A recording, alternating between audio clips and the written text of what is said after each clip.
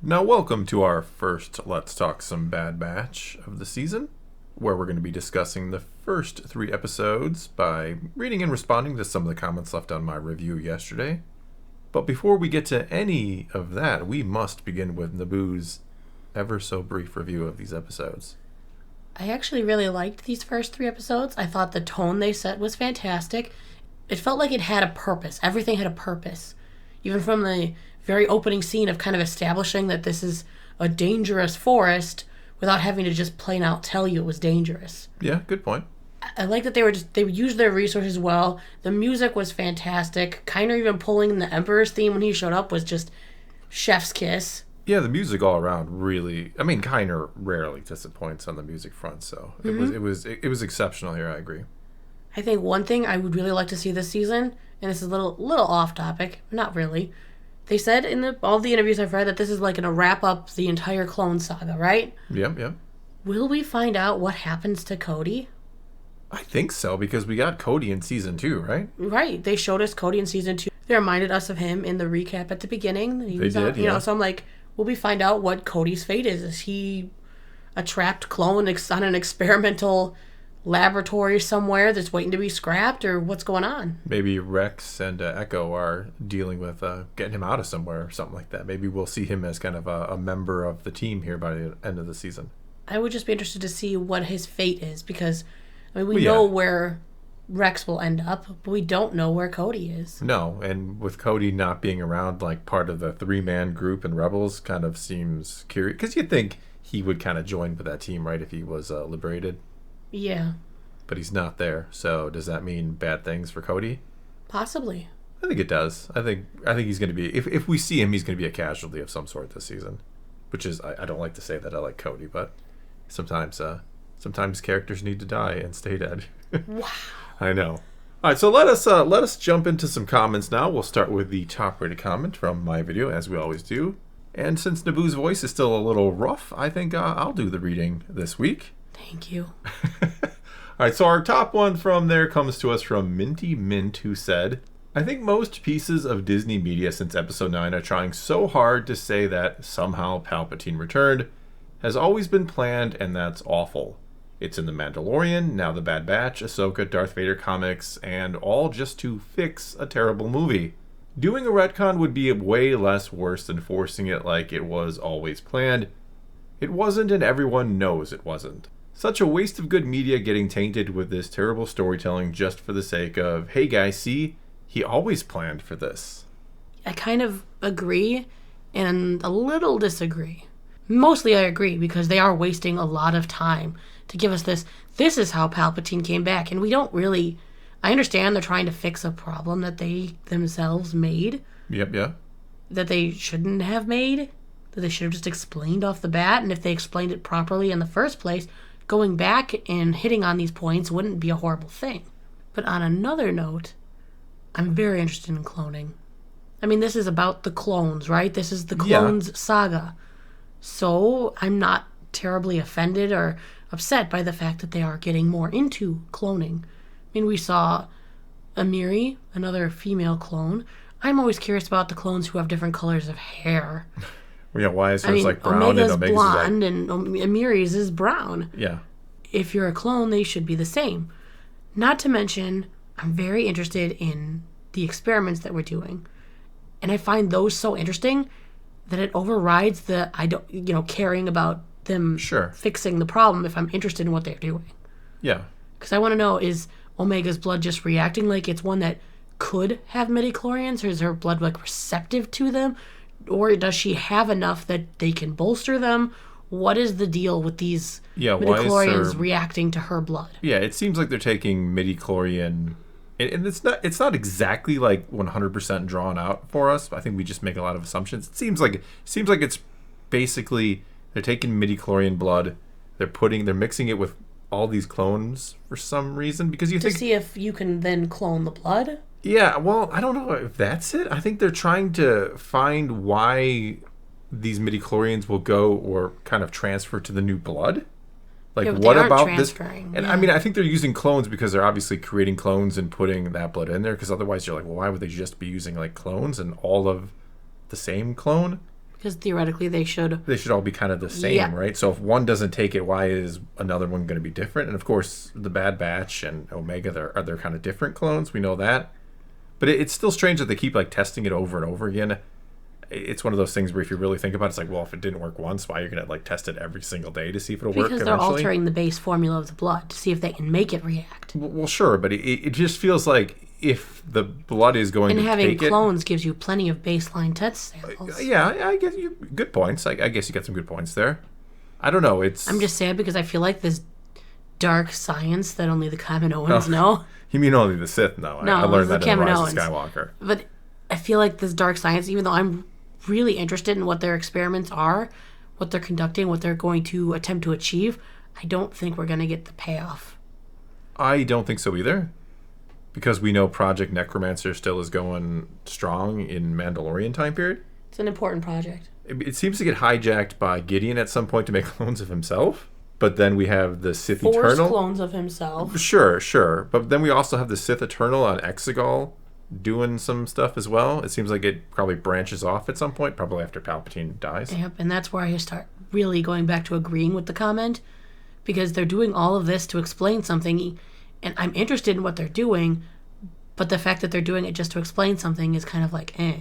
Well, it does actually, I mean, you could look at it a different way, trying to be positive or optimistic, I guess. Like, it does explain Gideon in The Mandalorian, right? It doesn't necessarily, though we know it is, but it doesn't necessarily tie to Palpatine, even though it's him doing it. We know why he's doing it, and we know he's going to be successful eventually. I'm curious if in like 30 years down the road, somebody watches Star Wars in order and they like see this all coming from watching it in like the correct viewing order.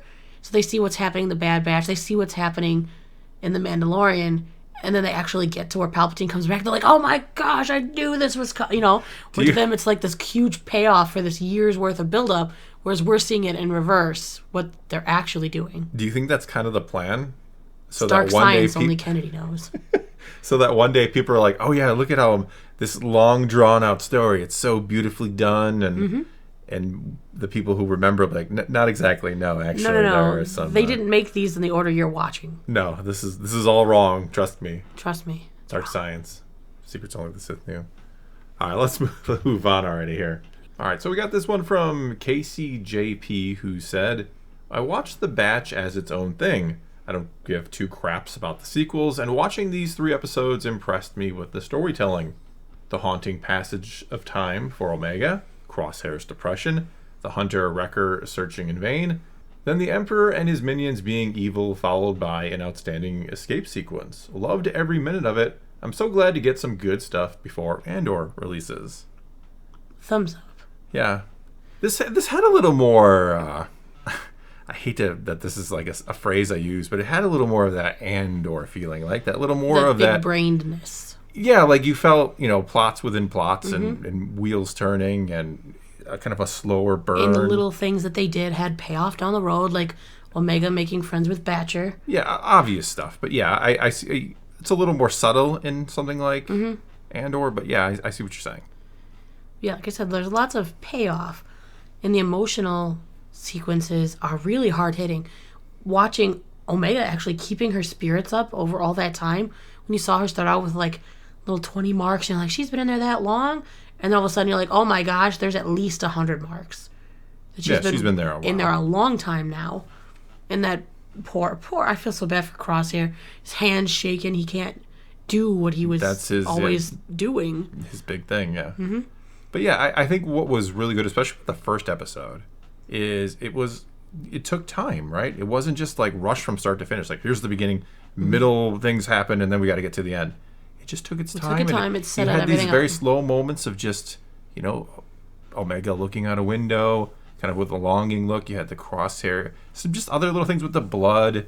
How the vials were moving, and we would flash to that. Just things that made it feel more, I guess, cinematic in a way than we usually get out of Bad Batch. Right, and we got to see a slowly developing relationship with the Mikar. Yeah. I think that's important. Yeah, I think there's something definitely up with her, because in the one respect you do have her giving the doll back, which makes it seem like she cares, but then she's the one who like, oh, they're escaping, I gotta She's alert. the one pushing the button, no, just come back, don't do this. Yeah. Yeah. And then she ultimately tells Hemlock, oh, it's Omega has the blood you're looking for, basically.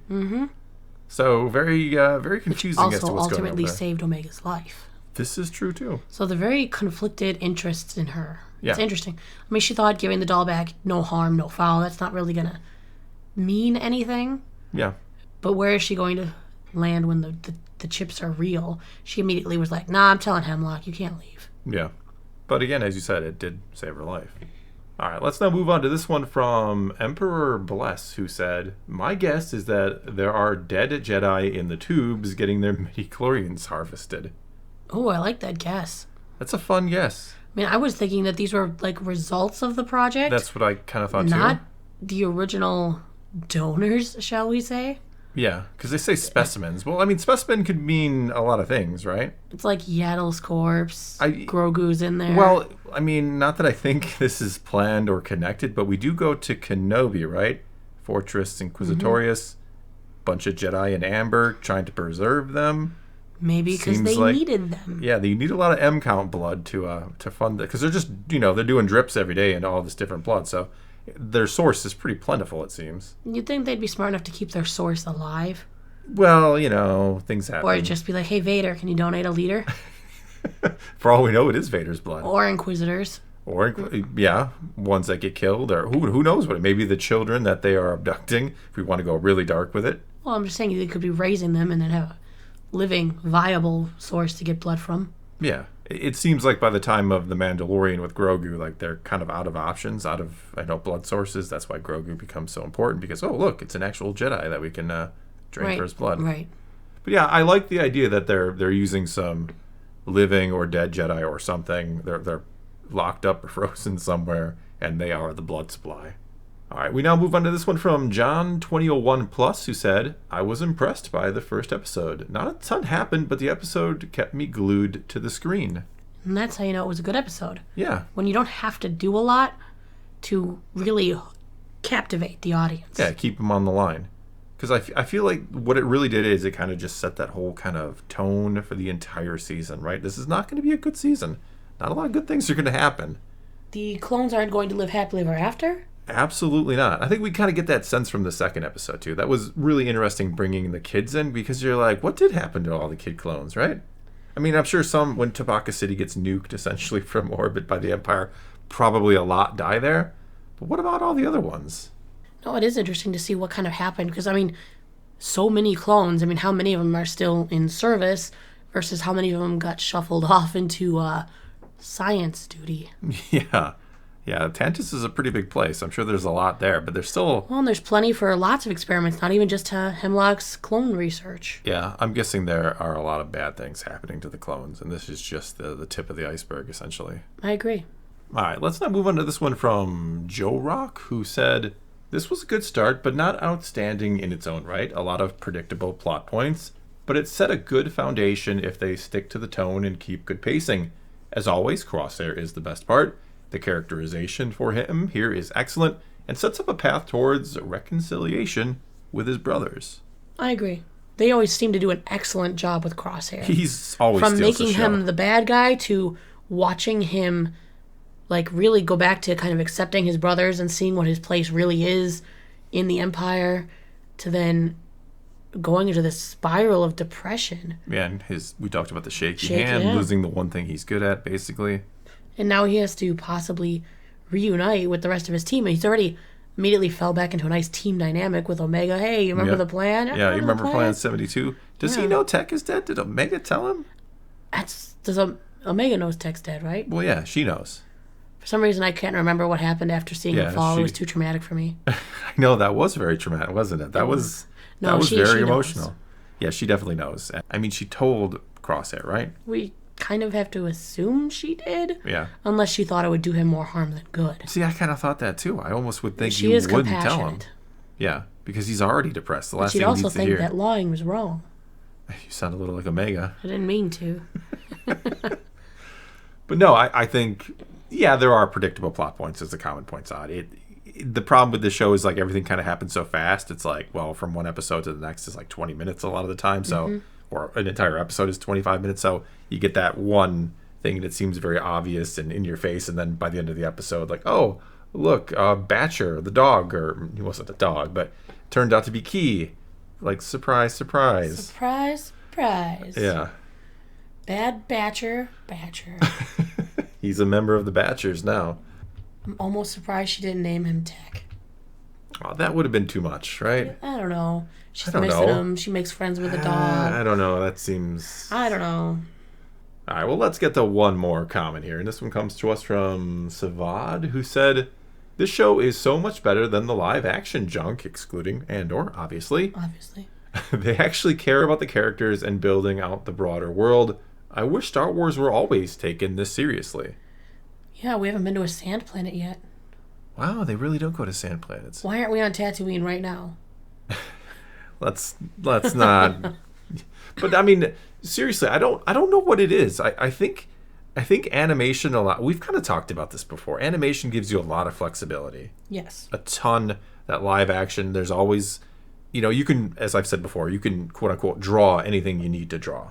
Yes. But when it comes to doing it in a live action setting, there's budgets, there's things that just don't work or look the same. And so I think they just have a ton more flexibility in animation. Not necessarily that they care more. I mean, it feels like they do. But I don't know what it is. But the animation just usually works better than the Disney Plus live action because it's kind of that cheaper, scaled back, even though it's not exactly cheap. Yeah, it's just hard to get people to take seriously the cartoons the same way they do live action. I think that's why they go for live action. They think that's going to be more of a draw to people. And that's just a matter of opinion. Yeah, I think the cartoons, as you put it, or animated, I think it has a very diehard following, and it's a smaller following. Like, I haven't actually seen, because we keep tabs on social media, and like, I haven't seen a ton of buzz today or yesterday. And there should have been. For this show, it really hasn't like generated a ton of excitement, but the people who love it really love it, and that's because I think, again, it's actually really quality most of the time. And it's kind of sad that more people kind of look at it as a cartoon and don't take it as seriously. Going beyond, of course, the creators who I think take it very seriously. Of course. All right, well, I think that is going to be all we got for you this time. Now it is your turn to take to the comments below and tell us what you thought of this first 3 episodes of The Bad Batch Season 3. Did you love it? Did you hate it? Are you somewhere in between? Are you excited for what's to come? Whatever the case may be, leave those comments below. Let's talk some Star Wars. And until next time, thanks for watching.